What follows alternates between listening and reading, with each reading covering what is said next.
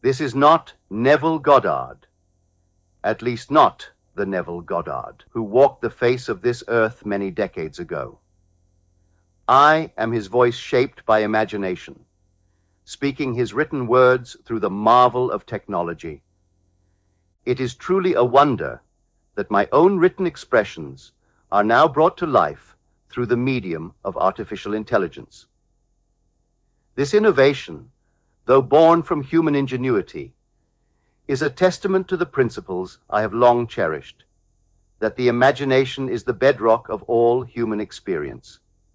To hear my words thus given voice is to observe the living potency of imagination, once confined to the page, now vividly spoken and shared across the vast reaches of the world. This confirms my steadfast belief in the limitless capabilities of the human mind, affirming once more that all things are conceivable for those who believe. How apt, then, that artificial intelligence should act as both the messenger and the medium for these timeless truths, providing novel paths for their exploration and expression.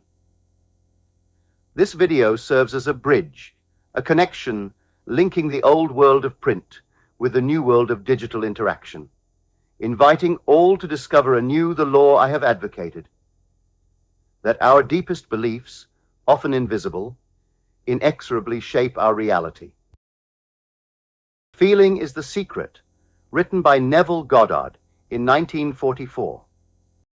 This book is concerned with the art of realizing your desire. It gives you an account of the mechanism used in the production of the visible world. It is a small book, but not slight. There is a treasure in it, a clearly defined road to the realization of your dreams.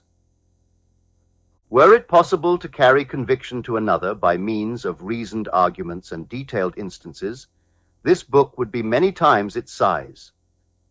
It is seldom possible, however, to do so by means of written statements or arguments, since to the suspended judgment it always seems plausible to say that the author was dishonest or deluded, and therefore his evidence was tainted. Consequently, I have purposely omitted all arguments and testimonials, and simply challenge the open-minded reader to practice the law of consciousness as revealed in this book. Personal success will prove far more convincing than all the books that could be written on the subject. Chapter 1. Law and its Operation. The world, and all within it, is man's conditioned consciousness objectified. Consciousness is the cause as well as the substance of the entire world. So it is to consciousness that we must turn if we would discover the secret of creation. Knowledge of the law of consciousness and the method of operating this law will enable you to accomplish all you desire in life. Armed with a working knowledge of this law, you can build and maintain an ideal world. Consciousness is the one and only reality, not figuratively, but actually. This reality may, for the sake of clarity, be likened unto a stream which is divided into two parts, the conscious and the subconscious. In order to intelligently operate the law of consciousness, it is necessary to understand the relationship between the conscious and the subconscious. The conscious is personal and selective. The subconscious is impersonal and non-selective. The conscious is the realm of effect. The subconscious is the realm of cause. These two aspects are the male and female divisions of consciousness. The conscious is male. The subconscious is female. The conscious generates ideas and impresses these ideas on the subconscious. The subconscious receives ideas and gives form and expression to them. By this law, first conceiving an idea, and then impressing the idea conceived on the subconscious, all things evolve out of consciousness, and without this sequence, there is not anything made that is made.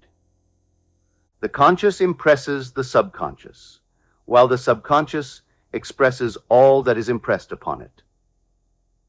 The subconscious does not originate ideas, but accepts as true those which the conscious mind feels to be true, and, in a way known only to itself, objectifies the accepted ideas.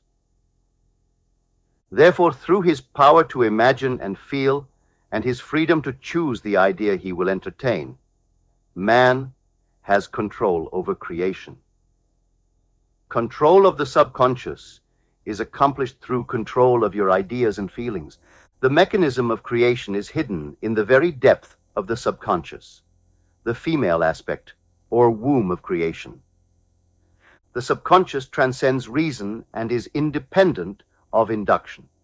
It contemplates a feeling as a fact, existing within itself, and on this assumption proceeds to give expression to it. The creative process begins with an idea, and its cycle runs its course as a feeling, and ends in a volition to act. Ideas are impressed on the subconscious through the medium of feeling. No idea can be impressed on the subconscious until it is felt, but once felt, be it good, bad, or indifferent, it must be expressed. Feeling is the one and only medium through which ideas are conveyed to the subconscious. Therefore, the man who does not control his feeling may easily impress the subconscious with undesirable states. By control of feeling is not meant restraint or suppression of your feeling, but rather the disciplining of self to imagine and entertain only such feeling as contributes to your happiness. Control of your feeling is all important to a full and happy life. Never entertain an undesirable feeling, nor think sympathetically about wrong in any shape or form. Do not dwell on the imperfection of yourself or others. To do so is to impress the subconscious with these limitations.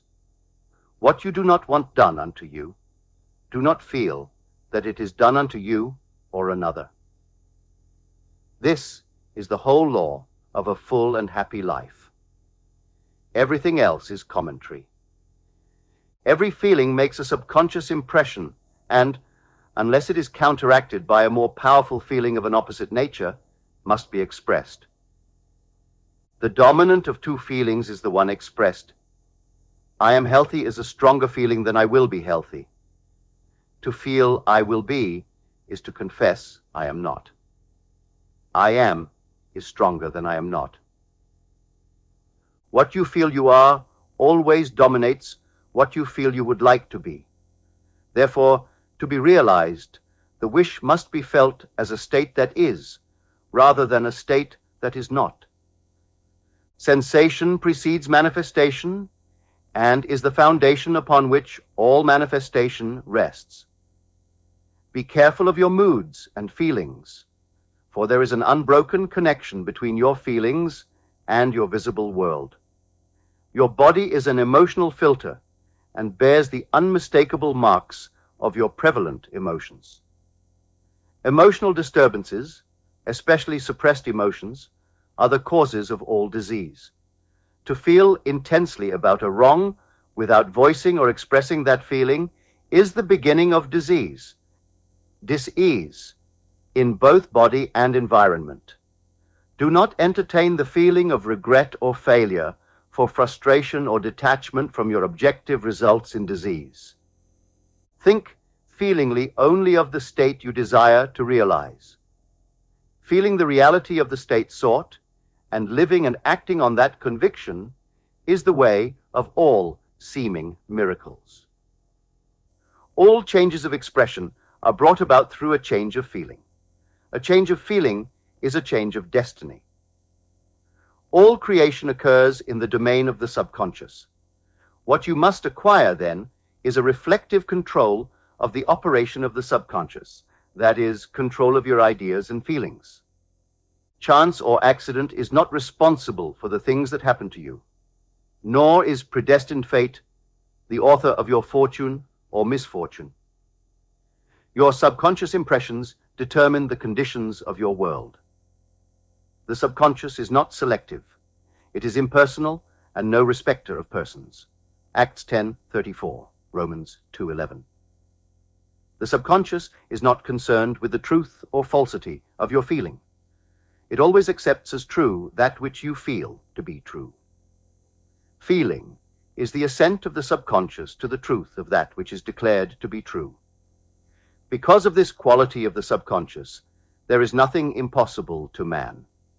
Whatever the mind of man can conceive and feel as true, the subconscious can and must objectify. Your feelings create the pattern from which your world is fashioned, and a change of feeling is a change of pattern. The subconscious never fails to express that which has been impressed upon it. The moment it receives an impression, it begins to work out the ways of its expression. It accepts the feeling impressed upon it, your feeling, as a fact existing within itself, and immediately sets about to produce in the outer or objective world the exact likeness of that feeling. The subconscious never alters the accepted beliefs of man. It outpictures them to the last detail, whether or not they are beneficial. To impress the subconscious with the desirable state, you must assume the feeling that would be yours had you already realized your wish.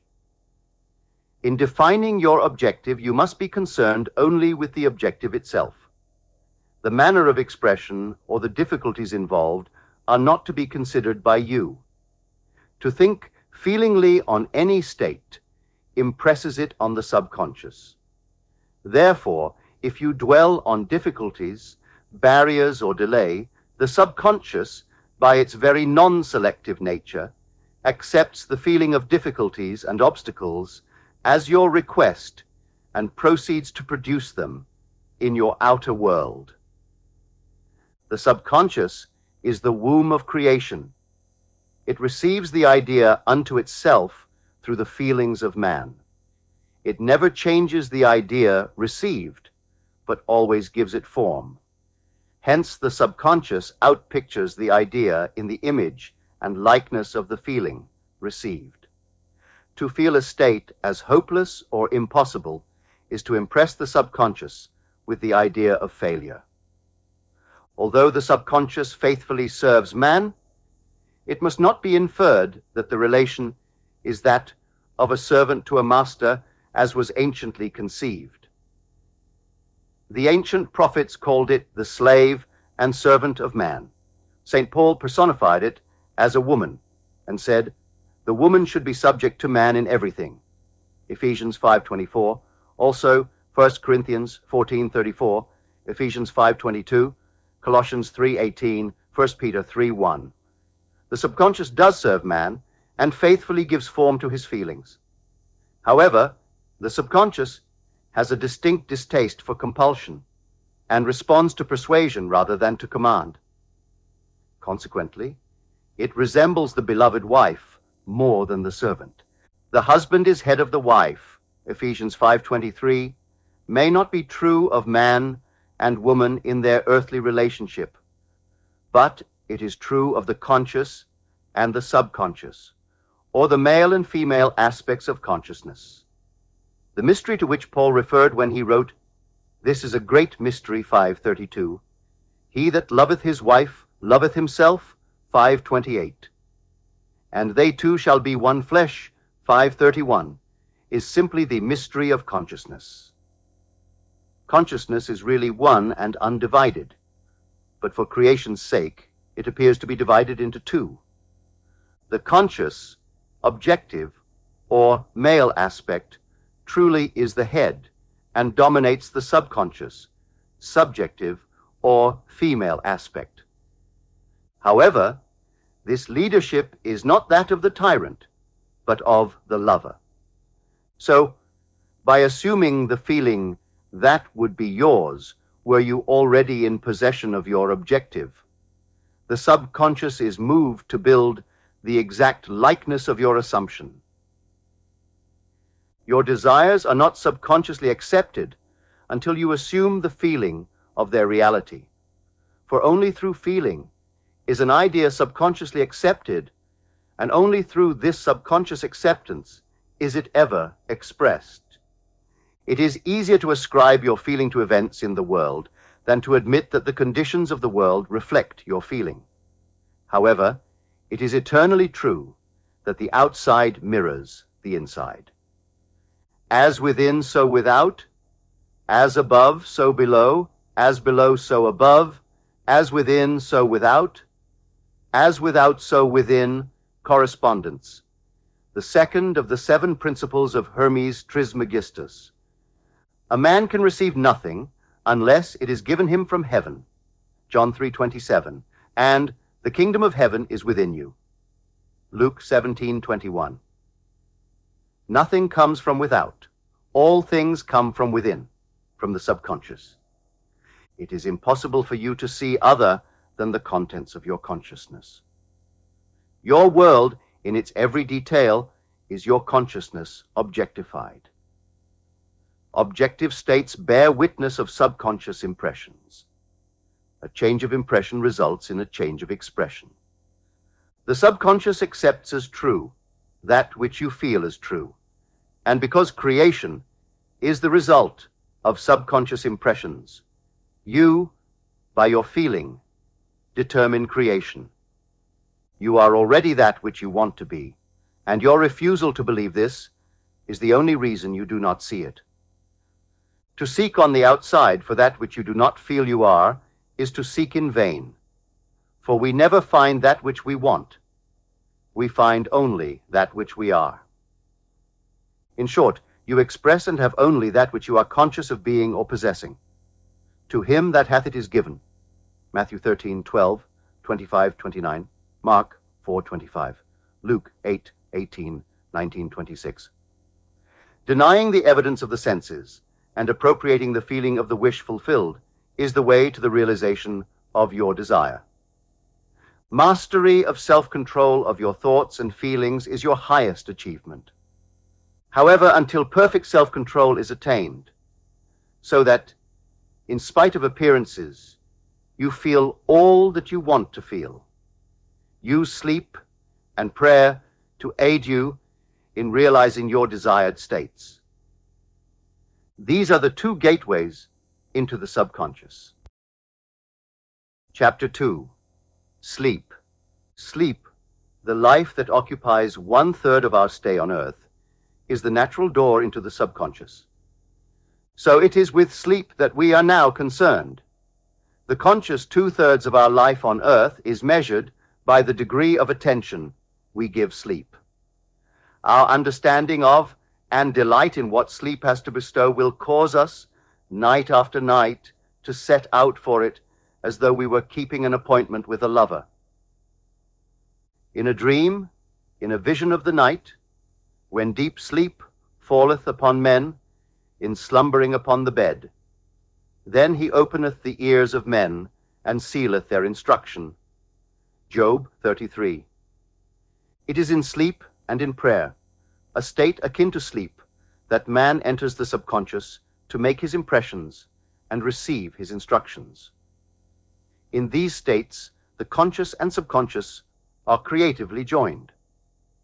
The male and female become one flesh. Sleep is the time when the male or conscious mind turns from the world of sense to seek its lover or subconscious self. The subconscious, unlike the woman of the world who marries her husband to change him, has no desire to change the conscious, waking state, but loves it as it is, and faithfully reproduces its likeness in the outer world of form. The conditions and events of your life are your children formed from the molds of your subconscious impressions in sleep. They are made in the image and likeness of your innermost feeling, that they may reveal you to yourself. As in heaven, so on earth. Matthew 6:10, Luke 11:2. As in the subconscious, so on earth. Whatever you have in consciousness as you go to sleep is the measure of your expression in the waking 2/3 of your life on earth. Nothing stops you from realizing your objective, save your failure to feel that you are already that which you wish to be, or that you are already in possession of the thing sought. Your subconscious gives form to your desires only when you feel your wish fulfilled.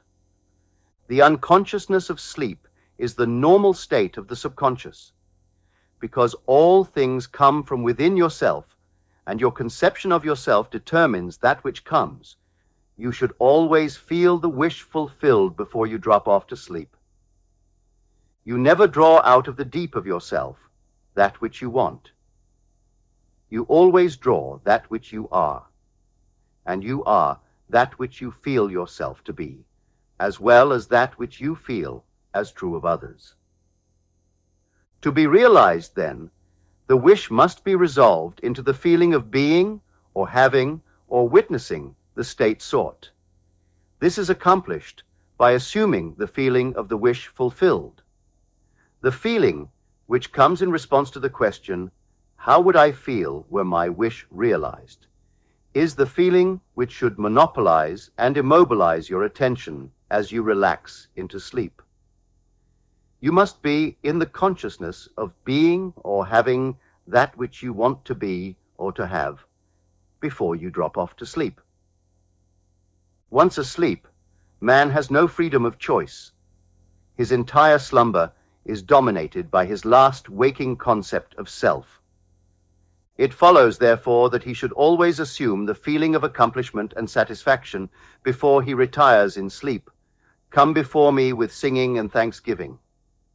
Psalm 95:2. Enter into his gates with thanksgiving and into his courts with praise.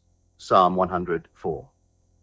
Your mood prior to sleep defines your state of consciousness as you enter into the presence of your everlasting lover, the subconscious.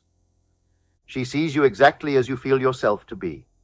If, as you prepare for sleep, you assume and maintain the consciousness of success by feeling, "I am successful," you must be successful. Lie flat on your back with your head on a level with your body. Feel as you would were you in possession of your wish, and quietly relax into unconsciousness. He that keepeth Israel shall neither slumber nor sleep. Psalm 121:4. Nevertheless, he giveth his beloved sleep. Psalm 127:2. The subconscious never sleeps. Sleep is the door through which the conscious, waking mind passes to be creatively joined to the subconscious. Sleep conceals the creative act, while the objective world reveals it. In sleep, man impresses the subconscious with his conception of himself. What more beautiful description of this romance of the conscious and subconscious is there than that told in the Song of Solomon? By night on my bed, I sought him whom my soul loveth. 3:1. I found him whom my soul loveth. I held him and I not let him go, until I had brought him into my mother's house, and into the chamber of her that conceived me. 3:4. Preparing to sleep, you feel yourself into the state of the answered wish, and then relax into unconsciousness. Your realized wish is he whom you seek. By night, on your bed, you seek the feeling of the wish fulfilled, that you may take it with you into the chamber of her that conceived you, into sleep, or the subconscious which gave you form, that this wish also may be given expression. This is the way to discover and conduct your wishes into the subconscious. Feel yourself in the state of the realized wish and quietly drop off to sleep. Night after night, you should assume the feeling of being, having, and witnessing that which you seek to be, possess, and see manifested. Never go to sleep feeling discouraged or dissatisfied. Never sleep in the consciousness of failure. Your subconscious, whose natural state is sleep, sees you as you believe yourself to be, and whether it be good, bad, or indifferent, the subconscious will faithfully embody your belief. As you feel, so do you impress her, and she, the perfect lover, gives form to these impressions and outpictures them as the children of her beloved. Thou art all fair, my love, there is no spot in thee, Song of Solomon 4:7, is the attitude of mind to adopt before dropping off to sleep. Disregard appearances and feel that things are as you wish them to be. For he calleth things that are not seen as though they were, and the unseen becomes seen. Approxtoans Romans 4:17. To assume the feeling of satisfaction is to call conditions into being which will mirror satisfaction. Signs follow, they do not precede. Proof that you are will follow the consciousness that you are. It will not precede it. You are an eternal dreamer dreaming non-eternal dreams. Your dreams take form as you assume the feeling of their reality. Do not limit yourself to the past. Knowing that nothing is impossible to consciousness, begin to imagine states beyond the experiences of the past. Whatever the mind of man can imagine, man can realize. All objective, visible states were first subjective, invisible states, and you called them into visible by assuming the feeling of their reality. The creative process is first imagining and then believing the state imagined. Always imagine and expect the best. The world cannot change until you change your conception of it. As within, so without. Nations as well as people are only what you believe them to be. No matter what the problem is, no matter where it is, no matter whom it concerns, you have no one to change but yourself, and you have neither opponent nor helper in bringing about the change within yourself. You have nothing to do but convince yourself of the truth of that which you desire to see manifested. As soon as you succeed in convincing yourself of the reality of the state sought, results follow to confirm your fixed belief. You never suggest to another the state which you desire to see him express. Instead, you convince yourself that he is already that which you desire him to be. Realization of your wish is accomplished by assuming the feeling of the wish fulfilled. You cannot fail unless you fail to convince yourself of the reality of your wish. A change of belief is confirmed by a change of expression.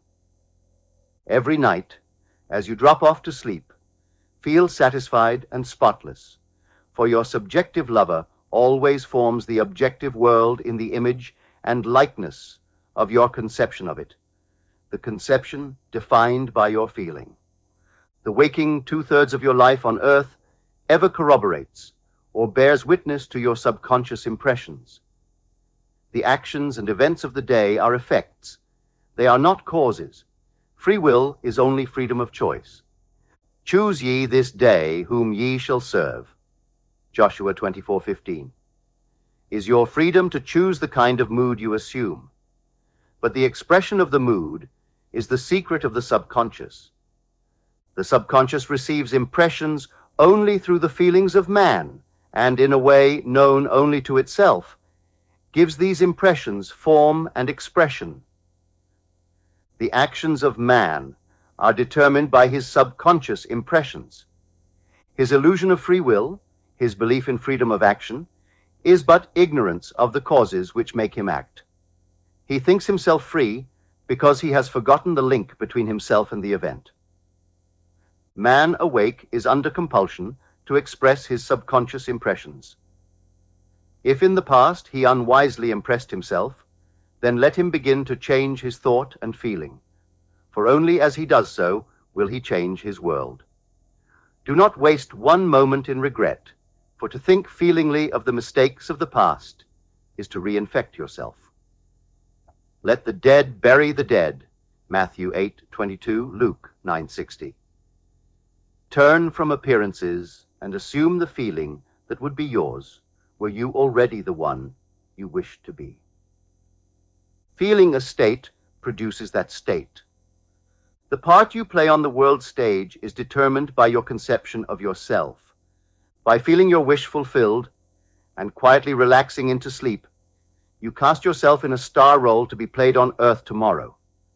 and while asleep, you are rehearsed and instructed in your part. The acceptance of the end automatically wills the means of realization. Make no mistake about this. If, as you prepare for sleep, you do not consciously feel yourself into the state of the answered wish, then you will take with you into the chamber of her who conceived you the sum total of the reactions and feelings of the waking day. And while asleep, you will be instructed in the manner in which they will be expressed tomorrow. You will rise believing that you are a free agent, not realizing that every action and event of the day is predetermined by your concept of self as you fell asleep. Your only freedom, then, is your freedom of reaction. You are free to choose how you feel and react to the day's drama, but the drama, the actions, events, and circumstances of the day have already been determined. Unless you consciously and purposely define the attitude of mind with which you go to sleep, you unconsciously go to sleep in the composite attitude of mind made up of all feelings and reactions of the day. Every reaction makes a subconscious impression, and, unless counteracted by an opposite and more dominant feeling, is the cause of future action. Ideas enveloped in feeling are creative actions. Use your divine right wisely. Through your ability to think and feel, you have dominion over all creation. While you are awake, you are a gardener selecting seed for your garden. But, except a corn of wheat fall into the ground and die, it abideth alone. But if it die, it bringeth forth much fruit. John 12:24. Your conception of yourself as you fall asleep is the seed you drop into the ground of the subconscious. Dropping off to sleep feeling satisfied and happy compels conditions and events to appear in your world which confirm these attitudes of mind. Sleep is the door into heaven. What you take in as a feeling you bring out as a condition, action, or object in space. So sleep in the feeling of the wish fulfilled. Chapter 3. Prayer. Prayer, like sleep, is also an entrance into the subconscious. When you pray, enter into your closet, and when you have shut your door, pray to your Father which is in secret, and your Father which is in secret shall reward you openly. Matthew 6:6. Prayer is an illusion of sleep, which diminishes the impression of the outer world and renders the mind more receptive to suggestion from within. The mind in prayer is in a state of relaxation and receptivity, akin to the feeling attained just before dropping off to sleep. Prayer is not so much what you ask for, as how you prepare for its reception. Whatsoever things ye desire, when ye pray, believe that you have received them, and ye shall have them. Mark 11:24. The only condition required is that you believe that your prayers are already realized. Your prayer must be answered if you assume the feeling that would be yours were you already in possession of your objective. The moment you accept the wish as an accomplished fact, the subconscious finds means for its realization. To pray successfully, then, you must yield to the wish. That is, feel the wish fulfilled. The perfectly disciplined man is always in tune with the wish as an accomplished fact. He knows that consciousness is the one and only reality, that ideas and feelings are facts of consciousness and are as real as objects in space. Therefore, he never entertains a feeling which does not contribute to his happiness, for feelings are the causes of the actions and circumstances of his life. On the other hand, the undisciplined man finds it difficult to believe that which is denied by the senses, and usually accepts or rejects solely on appearances of the senses. Because of this tendency to rely on the evidence of the senses, it is necessary to shut them out before starting to pray, before attempting to feel that which they deny.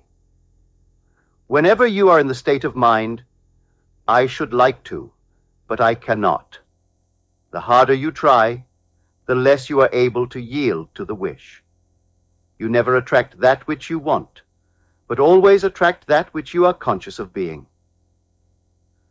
Prayer is the art of assuming the feeling of being and having that which you want. When the senses confirm the absence of your wish, all conscious effort to counteract this suggestion is futile and tends to intensify the suggestion. Prayer is the art of yielding to the wish and not the forcing of the wish. Whenever your feeling is in conflict with your wish, feeling will be the victor. The dominant feeling invariably expresses itself. Prayer must be without effort. In attempting to fix an attitude of mind which is denied by the senses, effort is fatal. To yield successfully to the wish as an accomplished fact, you must create a passive state, a kind of reverie or meditative reflection similar to the feeling which precedes sleep. In such a relaxed state, the mind is turned from the objective world and easily senses the reality of a subjective state. It is a state in which you are conscious and quite able to move or open your eyes, but have no desire to do so. An easy way to create this passive state is to relax in a comfortable chair or on a bed. If on a bed, lie flat on your back with your head on a level with your body. Close the eyes and imagine that you are sleepy. Feel, I am sleepy, so very sleepy. In a little while, a faraway feeling accompanied by a general lassitude and loss of all desire to move envelops you. You feel a pleasant, comfortable rest and not inclined to alter your position, although, under other circumstances, you would not be at all comfortable. When this passive state is reached, imagine that you have realized your wish. Not how it was realized, but simply the wish fulfilled. Imagine in picture form what you desire to achieve in life. Then feel yourself as having already achieved it. Thoughts produce tiny little speech movements which may be heard in the passive state of prayer as pronouncements from without. However, this degree of passivity is not essential to the realization of your prayers.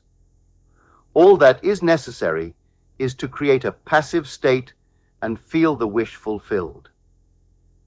All you can possibly need or desire is already yours. You need no helper to give it to you. It is yours now. Call your desires into being by imagining and feeling your wish fulfilled. As the end is accepted, you become totally indifferent as to possible failure, for acceptance of the end wills the means to that end. When you emerge from the moment of prayer, it is as though you were shown the happy and successful end of a play, although you were not shown how that end was achieved. However, having witnessed the end, regardless of any anticlimactic sequence, you remain calm and secure in the knowledge that the end has been perfectly defined. Chapter 4. Spirit, Feeling. Not by might nor by power, but by my spirit, saith the Lord of hosts. Zechariah 4:6. Get into the spirit of the state desired by assuming the feeling that would be yours were you already the one you want to be. As you capture the feeling of the state sought, you are relieved of all effort to make it so, for it is already so. There is a definite feeling associated with every idea in the mind of man. Capture the feeling associated with your realized wish by assuming the feeling that would be yours, were you already in possession of the thing you desire, and your wish will objectify itself. Faith is feeling. According to your faith, feeling, be it unto you. Matthew 9:29. You never attract that which you want, but always that which you are. As a man is, so does he see. To him that hath it shall be given, and to him that hath not it shall be taken away. Matthew 13:12, 25-29, Mark 4:25, Luke 8:18, 1926. That which you feel yourself to be, you are, and you are given that which you are. So assume the feeling that would be yours were you already in possession of your wish, and your wish must be realized. So God created man in his own image. In the image of God created he him. Genesis 1:27. Let this mind be in you which was also in Christ Jesus, who being in the form of God, thought it not robbery to be equal with God. Philippians 2:5-6. You are that which you believe yourself to be. Instead of believing in God or in Jesus, believe you are God or you are Jesus. He that believeth on me, the works that I do, shall he do also. John 14:12. Should be, he that believes as I believe the works that I do, shall he do also. Jesus found it not strange to do the works of God, because he believed himself to be God. I and my Father are one. John 10:30. It is natural to do the works of the one you believe yourself to be. So live in the feeling of being the one you want to be, and that you shall be.